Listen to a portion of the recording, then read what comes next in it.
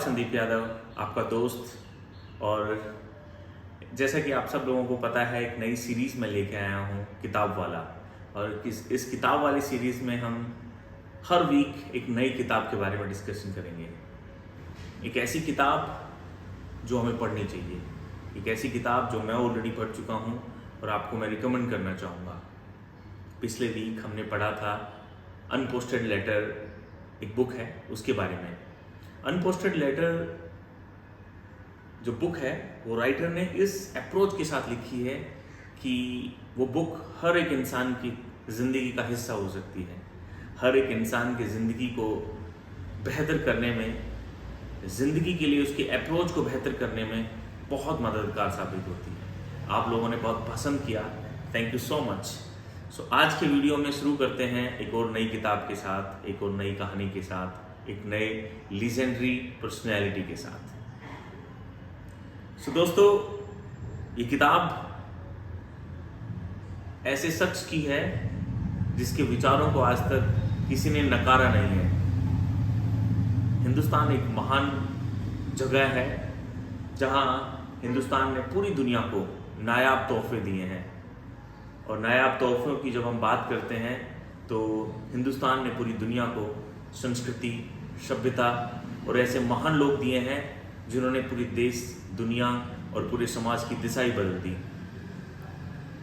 महावीर बुद्ध, महात्मा, ऐसे अनेक योद्धा, अनेक महान लोगों ने इस धरती पे जन्म लिया। और इन लोगों ने इस धरती को इतना गौरवान्वित किया है कि पूरी दुनिया में आज हम कहीं भी जाते हैं तो भारत को महावीर की धरती बोलते हैं, भारत को श्री राम की धरती बोलते हैं, भारत को श्री कृष्ण की धरती बोलते हैं, भारत को सभ्यता की धरती बोलते हैं, भारत को योद्धाओं की, वीरों की और लीजेंड्स की धरती बोलते हैं। और यही एक कारण है कि भारत एक समय था जब सोने की चिड़िया और देश दुनिया की सबसे बड़ी शिक्षा प्रणाली में सबसे आगे हुआ करता था। और इसी वजह से हमें हिंदुस्तान में बहुत सारे महान लोग हमें मिल पाए। वैसे ही महान लोगों में से एक नाम है ओशो। ओशो ने अपने विचारों से, अपनी किताबों से, अपनी कहानियों से, अपने प्रचारों से सबका मन जीता है। ओशो वो नाम है जिसे सुनना सब चाहते हैं और जिसे नकारने की हिम्मत शायद बहुत कम लोगों में है। वो विचारों का खिलाड़ी है, शब्दों का खिलाड़ी है। उनकी यात्रा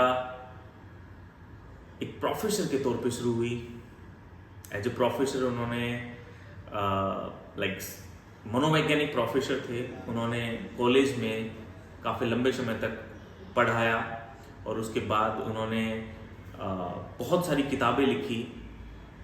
बेसिकली वो जैन समाज से थे और जैन समाज में इनिशियल लेवल पे बड़ी खुशी हुई कि हमें एक ऐसा शख्स मिला है जो विचारों का धनी है, शब्दों का धनी है और बहुत कमाल तरीके से और कमाल ढंग से सामाजिक चीज़ों को समझ के लोगों को अपने विचार फैलाते हैं। लेकिन बाद में क्या हुआ कि उन्हें वहाँ से हटना पड़ा। जैन समाज के हटाने से पहले उन्होंने वहाँ से खुद अपने आप को हटना ज़्यादा बेहतर समझा और उन्होंने अपने जीवन से सीखी गई चीज़ों को लोगों तक फैलाना शुरू किया और बहुत सारी किताबें लिखी हैं। एक समय था जब वो अमेरिका में भी गए और अमेरिका में उन्होंने एक पूरा अपना बहुत बड़ा गांव बसा लिया, या यूँ कहें कि शहर बसा लिया। लेकिन उनके विचारों में इतनी ताकत थी, सरकार को डर लगा और बहुत सारी कहानियाँ हुई। खैर ये अलग बात है। लेकिन जो आज की बुक है वो ओशो की बुक है और ओशो ने बहुत सारी किताबें लिखी हैं और उन्होंने बहुत सारे अलग अलग मुद्दों पे बहुत सारी बातें की हैं। उनकी बातों को नकारना जैसे खुद को नकारने जैसा है। लेकिन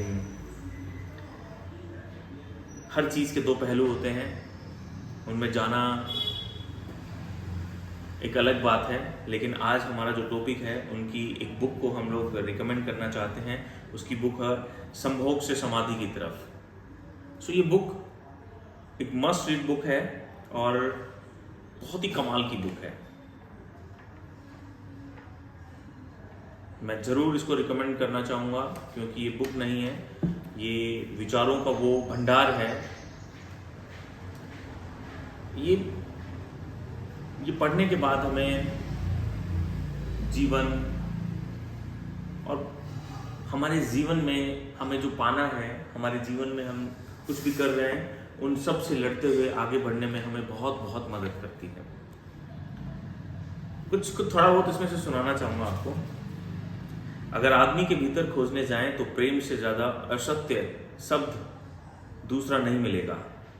और जिन लोगों ने प्रेम को असत्य सिद्ध कर दिया है और जिन्होंने प्रेम को समस्त धाराओं को अवरुद्ध कर दिया है, और वहाँ दुर्भाग्य यह है कि लोग समझते हैं वे ही प्रेम के जन्मदाता भी हैं।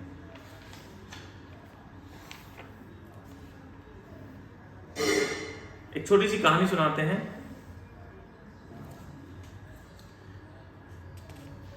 मन जहर हो कैसे सकता है? इस जगत में कुछ भी जहर नहीं है। परमात्मा के इन सारे उपकरण में कुछ भी विष नहीं है, सब अमृत है। लेकिन आदमी ने सारे अमृत को जहर कर लिया है, और इस जहर करने में शिक्षक, साधु संत, तथाकथित धार्मिक लोगों का सबसे ज़्यादा हाथ है। इस बात को थोड़ा समझ लेना जरूरी है, क्योंकि अगर यह बात दिखाई ना पड़े तो मनुष्य के जीवन में कभी भी प्रेम भविष्य में भी नहीं हो सकेगा। क्योंकि जिन कारणों से प्रेम नहीं पैदा हो सकता, उन्हीं कारणों को हम प्रेम प्रकट करने के आधार और कारण बना रहे हैं। हालतें ऐसी हैं कि गलत सिद्धियों को अगर हजारों वर्ष तक दोहराया जाए तो फिर हम यह भूल ही जाते हैं कि सिद्धांत गलत है, और दिखाई पड़ने लगता है कि आदमी गलत है, क्योंकि उन सिद्धांतों को पूरा नहीं कर पा रहा है। मैंने सुना है एक सम्राट के महल के नीचे एक पंखा बेचने वाला गुजरता था और जोर से चिल्ला रहा था, अनूठे और अद्भुत पंखे मैंने निर्मित किए हैं। ऐसे पंखे कभी भी नहीं बन पाएंगे, ये पंखे कभी देखे भी नहीं गए हैं। सम्राट ने खिड़की से झांक कर देखा कि कौन है जो अनूठे पंखे ले आया है। सम्राट के पास सब तरह के पंखे थे, दुनिया के कोने कोने से पंखे जो मिल सकते थे वो सारे थे।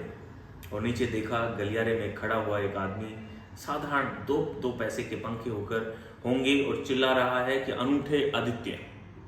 उस आदमी को ऊपर बुलाया और पूछा कि इन पंखों में क्या खूबी है, दाम क्या है इन पंखों के। उस पंखे वाले ने कहा कि महाराज, दाम ज़्यादा नहीं है, पंखे को देखते हुए दाम बहुत कम है, सिर्फ 100 रुपये का पंखा है। सम्राट ने कहा, 100 रुपये? ये 2 पैसे का पंखा जो बाजार में जगह जगह मिलता है, और 100 रुपये दाम, क्या है इसकी खूबी? उस आदमी ने कहा, खूबी? ये पंखा 100 वर्ष चलता है, 100 वर्ष के लिए गारंटी है, 100 वर्ष से कम में खराब नहीं होता है। सम्राट ने कहा, इसको देखकर तो ऐसा लगता है कि ये सप्ताह न चलेगा। धोखा देने की कोशिश कर रहे हो, सरासर बेईमानी, और वह भी सम्राट के सामने। उस आदमी ने कहा, आप मुझे भली भांति जानते हैं, इस गलियारे में रोज पंखे बेचता हूँ, 100 रुपये दाम है इसके, और अगर 100 वर्ष न चले तो जिम्मेदार मैं हूँ। रोज तो नीचे मौजूद होता हूँ, और फिर आप सम्राट हैं, आपको धोखा दे जाऊंगा, कहाँ जाऊंगा? वह पंखा खरीद लिया गया। सम्राट को विश्वास तो ना था, लेकिन आश्चर्य था कि आदमी सरासर झूठ बोल रहा है। किस बल पर बोल रहा है? 2 पैसे का पंखा 100 रुपये में दे रहा है। 2-4 दिन में पंखे की डंडी फैल गई, 7वें दिन बिल्कुल मुद्दा हो गया। लेकिन सम्राट ने सोचा कि शायद पंखे वाला आएगा नहीं, लेकिन ठीक समय पर 7वें दिन पंखे वाला हाजिर हो गया। उसने कहा, कहो महाराज। उन्होंने कहा, कहना नहीं है, यह पंखा पड़ा हुआ टूटा हुआ, ये 7 दिन में ही ये गति होगी, तुम कहते हो 100 वर्ष चलेगा, पागल हो या धोखेबाज? उस आदमी ने कहा, उसने कहा कि मालूम होता है आपको पंखा चलाना नहीं आता, पंखा तो 100 वर्ष चलता ही, पंखा तो गारंटेड है, आप पंखा झेलते कैसे हो? सम्राट ने कहा, और भी सुनो, और मुझे यह भी सीखना पड़ेगा कि पंखा कैसे किया जाता है। उस आदमी ने कहा, कृपा करके बताइए कि इस पंखे की गति 7 दिन में ऐसे कैसे बना दिया आपने, किस भांति पंखा लिया? सम्राट ने पंखा उठाकर उस करके दिखाया कि इस भांति मैंने पंखा किया। उस आदमी ने कहा कि समझ गया समझ गया भूल, इस तरह पंखा नहीं किया जाता। सम्राट ने कहा, और क्या रास्ता है पंखा झेलने का? और उस आदमी ने कहा, पंखा पकड़िए सामने और सिर को हिलाइए, पंखा 100 वर्ष चलेगा। आप सब सत्ता हो जाएंगे लेकिन पंखा बचेगा। पंखा गलत नहीं है, आपके झेलने का ढंग गलत है।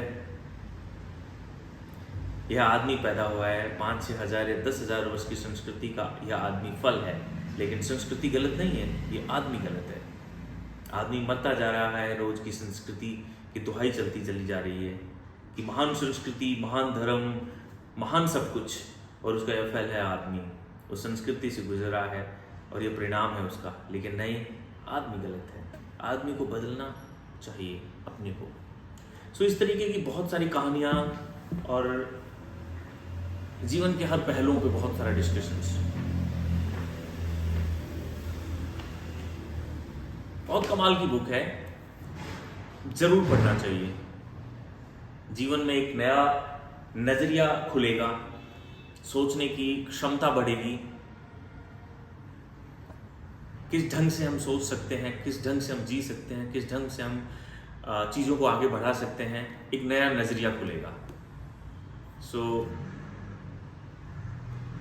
मैं इस बुक को जरूर रिकमेंड करूंगा। संभोग से समाधि की ओर, इस बुक में संभोग को छोड़कर सब कुछ है। So this is must read book again. हमें इस बुक को पढ़ना चाहिए, और मैं ये नहीं कहता कभी भी कि किसी बुक को पढ़ के उसको अंधेधुंध उसको फॉलो करो। जब हम बहुत सारी किताबें पढ़ते हैं, बहुत सारे महान लोगों को समझते हैं, तो हमारे दिमाग में नॉलेज का भंडार होने लगता है, और फिर हम हमारे विवेक पे छोड़ देते हैं कि हमें उनको कैसे हमारे जीवन में यूज करना है। और यही तो होता है एक तर्कशील आदमी का दिमाग, आगे बढ़ते रहने वाले लीजेन का प्रोसेस।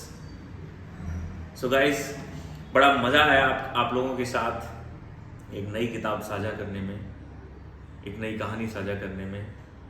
अगले वीक फिर मिलते हैं एक और नई कहानी के साथ। आप बने हुए थे राव संदीप यादव के साथ किताब वाला सीरीज में।